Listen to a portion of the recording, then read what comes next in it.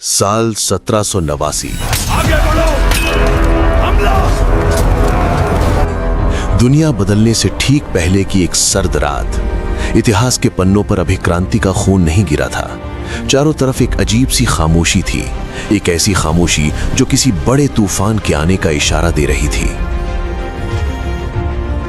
सदियों से फ्रांस की तकदीर का फैसला खुदा की इबादत से नहीं बल्कि राजा की कोख से होता था,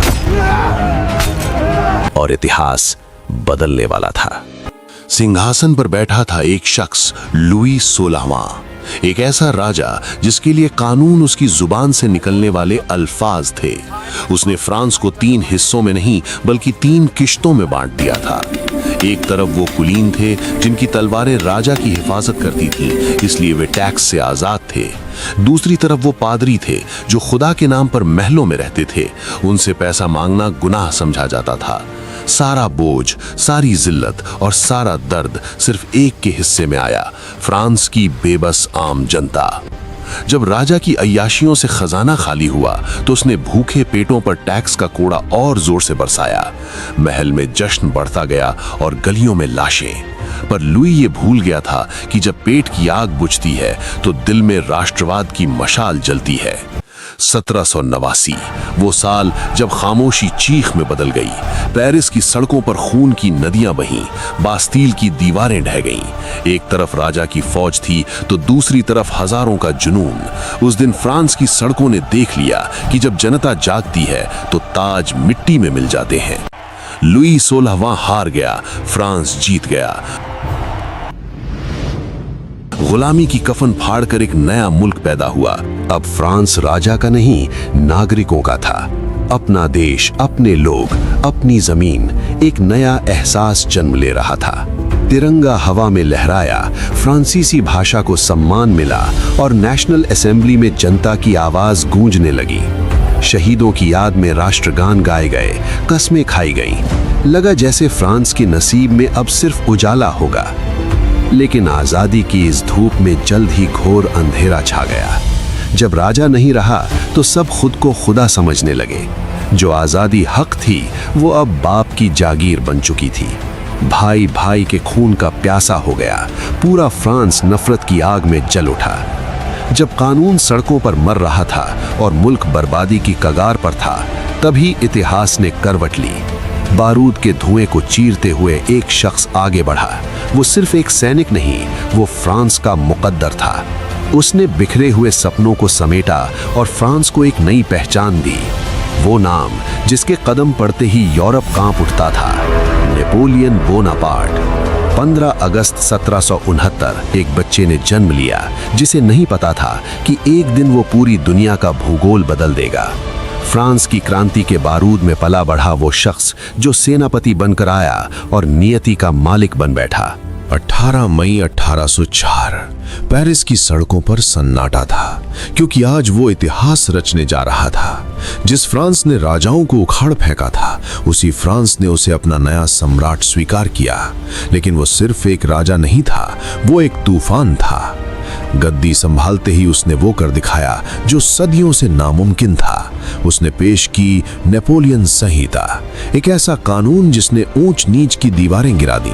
अब कानून की नजर में राजा का खास और आम नागरिक दोनों बराबर थे। उसने ऐलान किया, अगर तुम्हारे पास दौलत है तो संपत्ति तुम्हारी है, उसे छीनने का हक अब किसी राजा के पास नहीं। उसने जंजीरों को काट दिया, सामंती व्यवस्था का अंत किया, उन जमींदारों की कमर तोड़ दी जो किसानों का खून चूसते थे। संचार और यातायात के रास्तों को इतना सस्ता और तेज कर दिया कि व्यापार की रफ्तार ने आसमान छू लिया। शिक्षा की नई मशाल जलाई और विशेषाधिकारों को मिट्टी में मिला दिया। पूरा यूरोप दंग था। फ्रांस के बाहर के देश भी नेपोलियन की राह में पलके बिछाए खड़े थे। उन्हें लग रहा था कि ये छोटा सा दिखने वाला आदमी उन्हें राजाओं के जुल्म से आजाद कराएगा। लोग उसे मसीहा पुकार रहे थे, उसे मुक्तिदाता मान रहे थे। मगर इतिहास कभी इतना सीधा नहीं होता।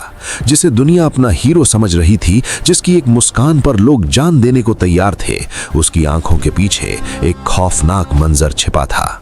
लोगों को क्या पता था कि जिस मसीहा का वो इंतजार कर रहे थे वो दरअसल एक ऐसा साया था जो पूरी दुनिया को अपनी मुट्ठी में कैद करना चाहता था।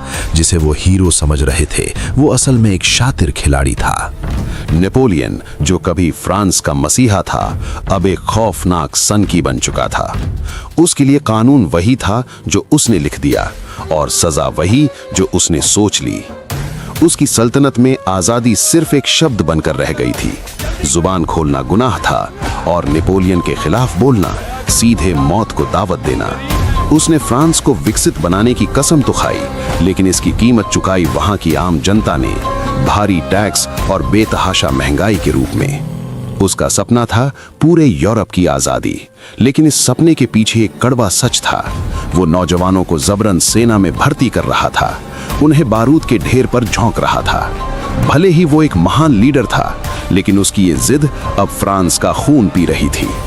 वक्त ने करवट ली और तारीख आई 18 जून 1815। मैदान था वाटरलू। एक तरफ अकेला फ्रांस का शेर था और दूसरी तरफ रूस, ब्रिटेन, प्रशा और ऑस्ट्रिया के शिकारी। तोपों की गूंज, तलवारों की खनक और हजारों लाशें। नेपोलियन ने जी जान लगा दी, लेकिन नियति को कुछ और ही मंजूर था। वो महान योद्धा जिसने पूरी दुनिया को डराया था, आज हार चुका था। उसे जंजीरों में जकड़ा गया और भेज दिया गया समंदर के बीच एक गुमनाम टापू पर, सेंट हेलेना पर। वही सम्राट जिसके एक इशारे पर यूरोप कांपता था, वहां तन्हाई में घुटने लगा। 1821 में महज 52 साल की उम्र में मौत ने उसके दरवाजे पर दस्तक दी। नेपोलियन मर गया। 1815 नेपोलियन वाटरलू की जंग हार चुका था। यूरोप का नक्शा बदल चुका था, लेकिन अब बारी थी उस नक्शे को वापस पुराने रंग में रंगने की। अब जब नेपोलियन हार गया तो ऑस्ट्रिया की राजधानी वियना में एक महासम्मेलन हुआ और इस पंचायत का सरपंच यानी मेजबान था ऑस्ट्रिया का चांसलर ड्यूक मेटरनिक। जी हाँ, मेटरनिक। तो चलिए जानते हैं इस मेटरनिक की असल कहानी। मेटरनिक कोई आम नेता नहीं था, वो बदलाव का दुश्मन था। उसका सीधा मंत्र था, शासन तो करो लेकिन जनता की भलाई के नाम पर कोई बदलाव मत करो। 1815 से 1848 तक के इस दौर को इतिहास मेटरनिक काल के नाम से जानता है। पहला नियम, यूरोप जैसा है वैसा ही रहेगा। कोई नया विचार, कोई नया विकास नहीं। मेटरनिक ने यूरोप की प्रगति पर ब्रेक लगा दिया। दूसरा, नेपोलियन ने जो भी आधुनिक बदलाव किए थे उन्हें उखाड़ फेंका गया और पुरानी सड़ चुकी व्यवस्था को फिर से लागू कर दिया गया। तीसरा, लोकतांत्रिक विकास को पूरी तरह रोक दिया गया। मेटरनिक का मानना था कि जनता को सत्ता में हिस्सा मांगना ही नहीं चाहिए। चौथा, प्रेस की आजादी छीन ली गई। अगर किसी ने सरकार की बुराई की तो सीधा जेल। पांचवा, भाषण, नाटक और सामाजिक सभाओं पर रोक। मेटरनिक जानता था कि अगर लोग मिलेंगे तो क्रांति की आग भड़केगी, इसलिए उसने यूरोप को एक बड़ी जेल बना दिया। वाटरलू के बाद खेल शुरू हुआ बंटवारे का। ब्रिटेन, रूस, प्रशा और ऑस्ट्रिया, इन चार बड़े खिलाड़ियों ने मिलकर वियना की मेज पर यूरोप की किस्मत लिखनी शुरू की। नेपोलियन ने जो विकास की आंधी चलाई थी, वियना सम्मेलन ने उस पर पानी फेर दिया। उनका सीधा संदेश था, हमें सुधार नहीं, पुरानी जकड़न चाहिए। पहला फैसला, नेपोलियन ने जितनी भी जमीन जीती थी उसे छीनकर पुराने मालिकों को वापस कर दिया गया, जैसे किसी चोर से माल बरामद किया गया हो। दूसरा, इटली, जो एकजुट होने का सपना देख रहा था, उसे छोटे छोटे राज्यों में खंडित कर दिया गया ताकि वो कभी सिर न उठा सके। तीसरा, फ्रांस को उसकी पुरानी सीमाओं में कैद कर दिया गया और उस पर इतना भारी जुर्माना ठोका गया कि आने वाली नस्लें भी कर्ज चुकाते चुकाते थक जाएं। चौथा और सबसे बड़ा झटका, फ्रांस में फिर से वही बोरबॉन राजवंश लौटाया गया जिसे क्रांति ने उखाड़ फेंका था। लुई 18वां गद्दी पर बैठा, इतिहास खुद को दोहरा रहा था। ठीक 9 साल बाद 1824 में लुई 18वां चल बसा। अब फ्रांस की जनता सोच रही थी, क्या अब आजादी मिलेगी? चार्ल्स दशम ने आते ही चर्च की शक्ति बढ़ा दी। पादरियों को वो अधिकार दे दिए जो मध्यकाल में हुआ करते थे। दूसरा, वोट देने का अधिकार सिर्फ अमीरों, सामंतों और जमींदारों के पास रह गया। गरीब जनता के लिए लोकतंत्र का दरवाजा बंद कर दिया गया। और सोने पर सुहागा देखिए, उसने पॉलिग्नैक को प्रधानमंत्री बनाया। ये वो आदमी था जिसकी रगों में पुरानी गुलामी का खून दौड़ता था। चार्ल्स दशम को लगा उसने जनता को कुचल दिया है, पर उसे नहीं पता था कि ये शांति तूफान से पहले की खामोशी है। फ्रांस फिर से जलने वाला था। कहते हैं कि तूफान आने से पहले सन्नाटा छा जाता है। फ्रांस में सब ठीक चल रहा था, लेकिन राजा चार्ल्स दशम एक ऐसी गलती करने वाला था जो इतिहास का रुख बदल देगी। चार्ल्स दशम ने अपनी सबसे बड़ी गलती कर दी। उसने पॉलिग्नैक को प्रधानमंत्री बना दिया। जनता किसी और को चाहती थी, लेकिन राजा ने अपनी जिद थोप दी। पॉलिग्नैक बिल्कुल मेटरनिक की कार्बन कॉपी था। उसे भी जनता की खुशियों से नफरत थी। 25 जुलाई 1830 पॉलिग्नैक ने 4 अध्यादेश जारी किए। उसने आम आदमी से उसका सबसे बड़ा हथियार छीन लिया, उसका वोट। प्रेस की आजादी छीन ली गई। ये आग में घी डालने जैसा था। 26 जुलाई को पेरिस की सड़कें चीख उठीं। 3 दिन तक पेरिस की गलियों में लोकतंत्र और तानाशाही के बीच महायुद्ध चला। इन्हें इतिहास में 3 गौरवशाली दिन कहा जाता है, जहां जनता की ताकत के आगे राजशाही का घमंड टूट गया।